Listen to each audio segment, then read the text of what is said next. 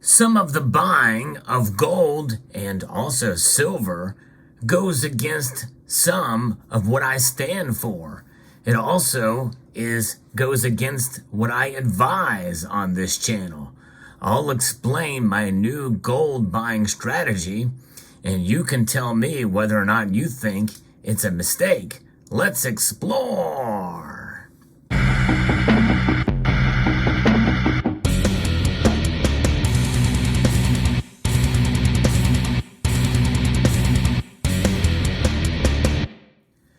So this piece here is an PF70 PCGS graded gold coin. It is a 2-ounce piece, and I bought this and showed it on the channel here not too long ago.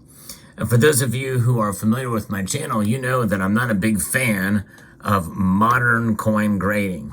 I'm not a big fan at all, but there are times where I will buy a piece if it's available and it's not going to be any more expensive than would be if it were raw. Now, when we talk about raw coins, we're talking about ungraded pieces, but something like this comes with packaging. And I am a big fan of original government packaging. It's called OGP, and I am down with the OGP. And I would prefer to have this coin in its original government packaging. But alas, it was not available where I bought it, and considering the price that I paid for it, it would have been probably just as expensive, if not more so expensive, to buy it in the original government packaging. For collector coins like this, it seems like the original government packaging is hard to come by, because most of these go straight to the grading companies, whether it be through a bullion dealer or through a collector who wants to get it certified. And certification, there's nothing wrong with, in order to show, hey, this is a genuine coin, certified as genuine. There is some value to that. But as far as the grading scale, and modern coin grading especially, it should be a completely different system. And I'm not talking about NGC's new 10-point system. That's just a repackaging of the same crap, grades and levels that they had before. It's the Sheldon scale with just different numbers tied to it. It makes no sense to me, but nonetheless, that's a different story. The overall strategy, though, that I'm doing with gold, and to some extent silver as well, is I'm looking for collector coins and been kind of shifting my strategy a bit towards collector coins as the price of gold has gone up, and to some extent silver too. What happens in a market like this, especially with a rapid increase in price, and right now as I record this video, we are hovering within spitting distance of the record high for gold.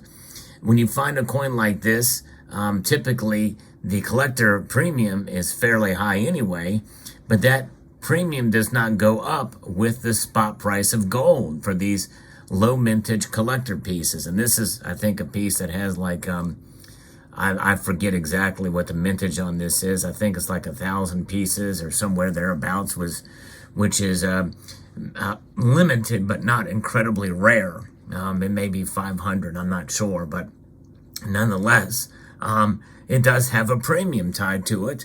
But this happens to be a 2-ounce piece, and so when you calculate what the normal higher premiums are for gold coins nowadays, $100 plus, I got this coin for not a bad deal when you think about the fact that it's a proof coin and it's limited mintage, and it's my favorite design for the kangaroo. And so I did pay a higher premium for it, but I am admittedly a collector. I'm probably just as much a collector, if not more so. I am more so of a collector than I am a stacker. But when I shifted into gold, I knew that if I was going to collect gold, even bullion pieces, that are, a little bit higher premium, it's not going to be that much in a percentage premium than it would be for a proof silver coin like this that cost well over $100 when I got it, when silver was sitting around between $15 and $20 per ounce. You want to talk about a massive premium, you're going to pay it for something like this. For a collector coin that has a 5,000 mintage, You know, that's just or 25,000 mintage or what have you. And you're not going to get that premium back likely unless you sell it in a very specialized market. So that has been my strategy, and it shifted a bit with some of the gold pieces because you're always protected by the intrinsic value of both metals. But gold, you get a little bit more back. If you needed to sell it in a hurry or what have you, at least you'll get spot for it. And with spot gold now, as of the recording of this video, who knows what spot's going to be by the time you see this video. It could be a little under $2,000 an ounce, or it could get much closer to that all-time high of about 2,070, I think, or 2,050, depending if you're looking at the futures market or spot price. But nonetheless, you may even be at an all-time high by the time you see this. But that collector premium, sellers, typically coin shops and what have you, you know, they just want to get their money so they can profit from it, which means that you are padded by the premiums, by the collector premiums. There's a padding in there, which makes it an attractive option out there where you may spend maybe $100 more or so, maybe $200 more than you would if you buy just a regular bullion piece. So there is that. And same thing with what I just recently purchased. Again, same opportunity has made itself known. And with this coin, one that I had my eye on for a long time. That's right, a high relief wedge-tailed eagle. And again, here's the silver version ungraded. And now part of me would like to have a set and maybe one of these slabbed MSPR70 rather, just to kind of have the set in the same holder. But again, this is something that I paid, you know, not a whole lot above what you would buy for a regular bullion coin for a limited mintage. This thing, as I think I looked this up, it was around 732 declared mintage, maximum mintage 1,000. So relatively rare, but not incredibly rare. But this is a high relief, thick coin, and I like the thick coins. I'm down with the thickness, and I'm also down with OGP.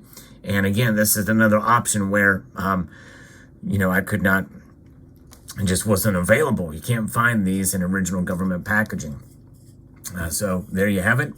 Signature Series 2 doesn't mean a whole lot. I didn't buy it for the grade.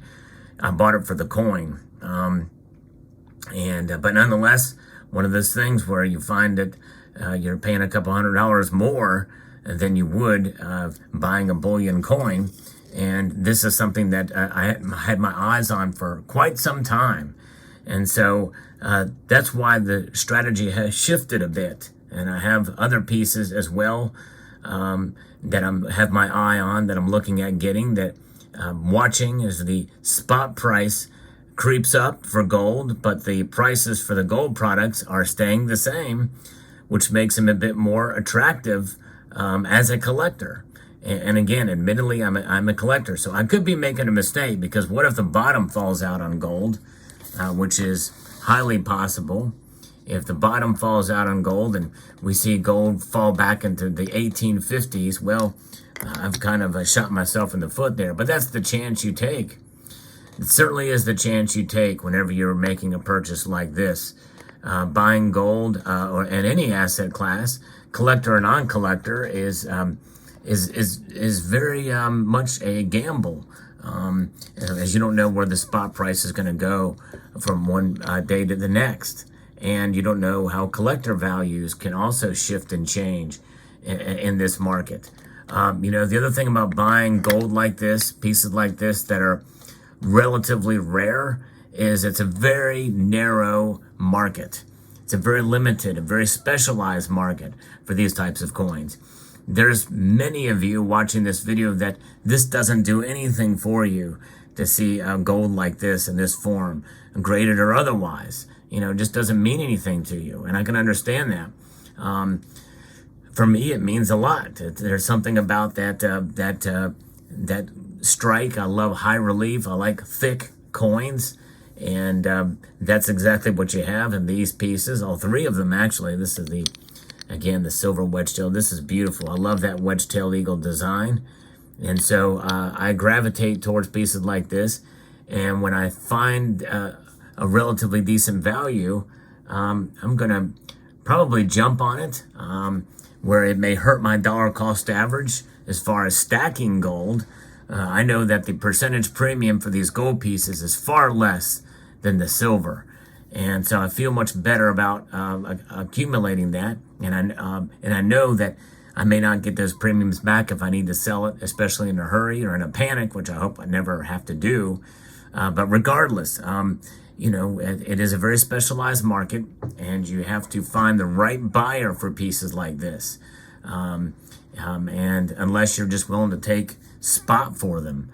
But every piece I buy, I resign myself to the fact that possibly I may have to let it go for a loss of those premiums and where the spot is. But that's where the protection comes in with collectible gold as opposed to collectible silver, where you stand to lose a whole heck of a lot more for those high premium silver pieces. It's just the nature of the beast, especially if you go to sell at a local coin shop.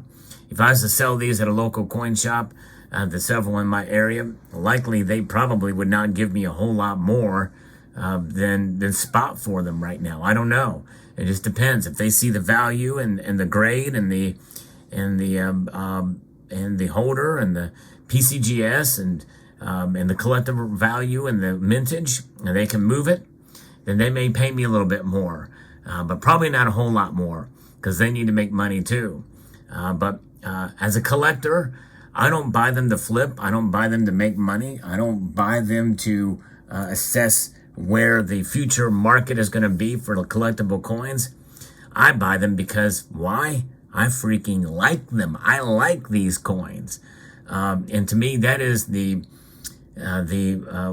attribute of a true collector. It just doesn't matter what the value of something is. If you like something, you buy it. You buy it because you like it. Fully understanding that you could take a loss on a certain thing. There's a lot of things that we buy in life that can lose value, but you enjoy them. You get enjoyment out of having them by looking at them, by studying them, by admiring the beauty of the strike and the look of them. And that can go for anything in life that you have, that you collect, whether it be baseball cards or Pokemon cards or what have you. You collect, all sorts of different things, knives, bottle caps, bottles. You just enjoy those things. And this is one of those little kind of guilty pleasures, I guess you would say, this type of buying. Did I make a mistake? Possibly so. As far as potentially losing money on them, yeah, possibly so. But I know I'm always protected by the intrinsic value contained in the metal and whatever spot price is at the time. So there's that. Less likely to lose out on coins like this, especially when the price of gold runs up and it starts to swallow some of those collector premiums. To me, that's what made it these purchases attractive. And again, I have more than I'm eyeing as well too. It's probably going to hurt the amount of gold that I stacked this year as far as the number of ounces. But that's okay. These are unique pieces, or at least unique enough, and that they're not seen very often. In fact, I don't know of anybody that has these coins on YouTube, these two particular ones. If you know, let me post in the comment section below. So there you have it. Could be a mistake. I don't know. But my new strategy, at least for now, while spot price is high, is to kind of look for pieces like this, where the spot price is gobbling up those collector premiums. Let me know what your thoughts are in the comment section below. I would like to extend a multitude of gratitude to you all for taking the time to watch, and to encourage you to please rate, share, comment, and subscribe.